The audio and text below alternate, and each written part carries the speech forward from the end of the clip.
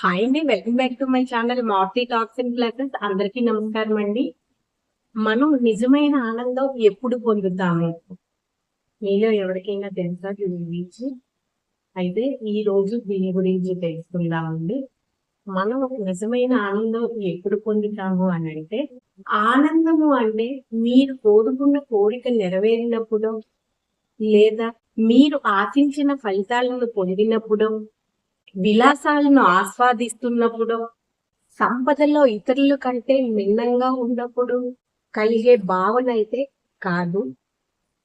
అంటే మీరు ఏదైతే కోరుకున్నారో అది జరిగినప్పుడు, లేదా మీరు ఏదైతే ఫలితాన్ని పొందాలనుకుంటున్నారో ఆ ఫలితాన్ని మీరు పొందినప్పుడు, ఇతరుల కన్నా సంపదలో ఎక్కువగా ఉన్నప్పుడు కలిగే భావన అయితే ఆనందం కాదు. నిజమైన ఆనందం అని అంటే ఏంటి అంటే, ఇంకా ఇంకా కావాలి అన్న కోరికలకు దూరంగా ప్రశాంతమైన మనసుతో జీవించగలిగే స్థితిని సాధించడం అన్నమాట.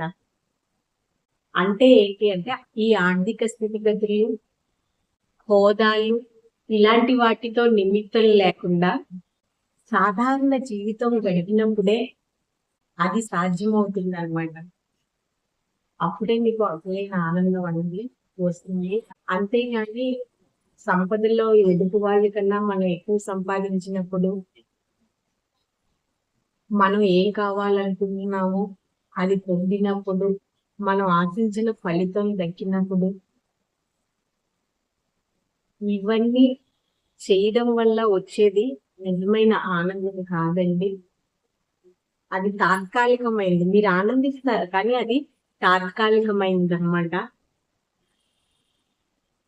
మీరు నిజంగా ప్రశాంతంగా ఇలాంటి హోదాలు ఇవి ఏమీ లేకుండా ఇలా ఎలాంటి ఆర్థిక స్థితిగతులు హోదాలపై మక్కువ లేకుండా ప్రశాంతంగా జీవనం సాగిస్తారో అప్పుడే మీకు ఆ ఆనందం అన్నది దక్కుతుంది. ఇది నిజం.